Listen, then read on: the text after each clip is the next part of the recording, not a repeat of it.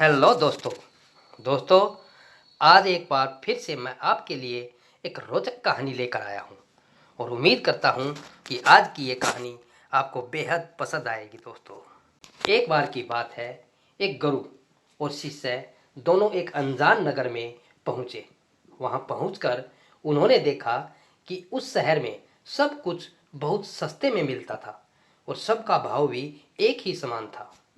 यानी 1 टका में चाहे 1 किलो सब्जी लो या चाहे 1 किलो सोना लो, दोनों का रेट एक समान था।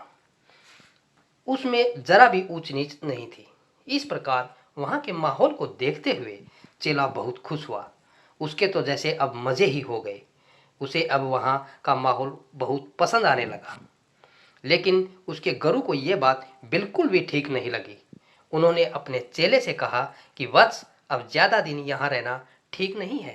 यहाँ का राजा बिल्कुल मूर्ख है और उसके राज में गधे घोड़े यानी बुद्धिमान और मूर्ख सब बराबर समझे जाते हैं। अर्थात यह एक मूर्ख की नगरी है।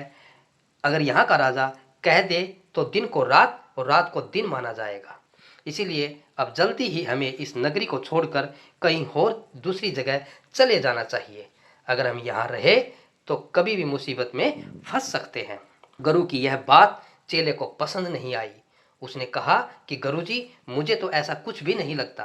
फिर भी अगर आप जाना चाहते हैं तो आप यहाँ से जा सकते हैं। मैं तो अब यहीं पर रहना पसंद करूँगा।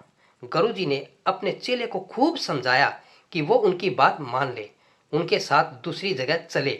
लेकिन चेले ने अपनी गुरु की एक भी नहीं सुनी। अब गुरुजी ने अकेले ही जाने का निश्चय किया और जाते जाते उन्होंने अपने चेले से कहा, देखो वत्स, अब जैसी तुम्हारी इच्छा, फिर भी तुम अपना ख्याल रखना। अगर कभी मुसीबत आन पड़े तो एक बार मुझे ज़रूर याद कर लेना। मैं उसी समय तुम्हारी मदद के लिए आ जाऊंगा। और ऐसा कहकर गुरुजी अकेले ही उस जगह से चले गए। अब चेला अकेला ही खूब मज़े से रहने लगा और खूब खाकर थोड़े ही दिनों में मोटा और ताज़ा हो गया। अब एक दिन अचानक जोरदार बारिश हुई, जिसके कारण एक घर की दीवार टूट गई और उसके नीचे दबने से एक बकरी की मौत हो गई। अब बकरी के मालिक ने वहां के राजा से शिकायत कर दी। राजा ने जब बकरी के मालिक को बुलाया तो उसने कहा कि पड़ोसी की दीवार गिरने से मेरी बकरी की मौत हो गई है।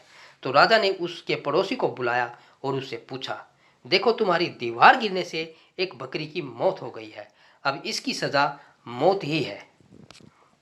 ये सुनकर वो आदमी घबरा कर बोला, नहीं राजा साहब, इसमें मेरी कोई गलती नहीं है। दरअसल ये सारी गलती तो उस दीवार को चुनने वाले कारीगर की है। शायद उसी ने दीवार ठीक से नहीं बनाई होगी, तभी तो वो बारिश में गिर गई। तो राजा ने उस कारीगर को भी बुला लिया और उससे कहा, देखो, तुमने कैसी घटिया दीवार चुनी है जो एक ही बारिश में गिर पड़ी और जिससे एक बकरी की भी मौत हो गई है। इसीलिए अब मैं तुम्हें फांसी की सजा देता हूँ। यह सुनकर कारीगर बहुत घबरा गया और उसने कहा, महाराज, इसमें मेरा कोई कसूर नहीं है, क्योंकि मैंने तो पूरी ईमानदारी से उस दीवार को चुना था। अब यह तो उस व्यक्ति की कमी है जिसने उस समय दीवार का मसाला तैयार किया था। लगता है उसी ने ठीक से मसाला तैयार नहीं किया। यदि वह पूरी ईमानदारी से काम करता तो आज बकरी जिंदा होती। अब राजा ने उस व्यक्ति को भी दरबार में बुलाया और उससे कहा, देखो, तुमने कितना घटिया काम किया है। तुमने उस दीवार को चुनने का मसाला भी ठीक से तैयार नहीं किया है। तुमने सरासर कामचोरी की है। अतः अब तुम्हें फांसी की सजा दी जाती है। यह सुनकर वो आदमी बहुत रोया और उसने राजा से खूब मिन्नतें की कि उसकी जान बख्श दे। लेकिन राजा अपने फैसले पर अडिग रहा। अब फांसी का फंदा तैयार किया जाने लगा। जब उस आदमी को फांसी दी जाने लगी तो फांसी का फंदा उसके गले में ढीला रह गया, यानी फंदा थोड़ा ज़्यादा बड़ा बन गया था। अब क्या किया जाए, क्योंकि फंदा थोड़ा बड़ा बन गया, फिर भी फांसी तो हर हाल ही में देनी है, फिर चाहे किसी दूसरे को ही क्यों न देनी पड़े। इसके लिए अब उसे आदमी की तलाश की जाने लगी जिसके गले में वो फांसी का फंदा फिट बैठ सके। अब राजा के सिपाही ऐसे व्यक्ति की तलाश करते हुए उसी चेले के घर तक जा पहुंचे। उन्होंने उस चेले को पकड़ा और अब उसके गले का नाप लिया तो फंदा एकदम फिट बैठा। अब सिपाही उस चेले को लेकर आए और फांसी पर चढ़ने की तैयारी करने लगे। ये देखकर चेला बहुत घबरा गया। उसने राजा से खूब मिन्नतें की कि उसकी जान बख्श दी जाए, क्योंकि उसने तो कोई गुनाह नहीं किया है।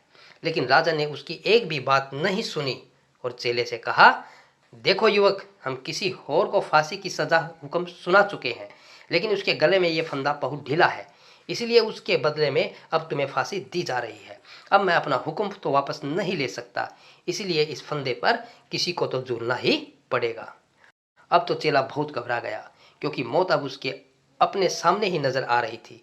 तभी उसने अपने गुरु की बात याद आई और उसने मन ही मन अपने गुरु को याद किया।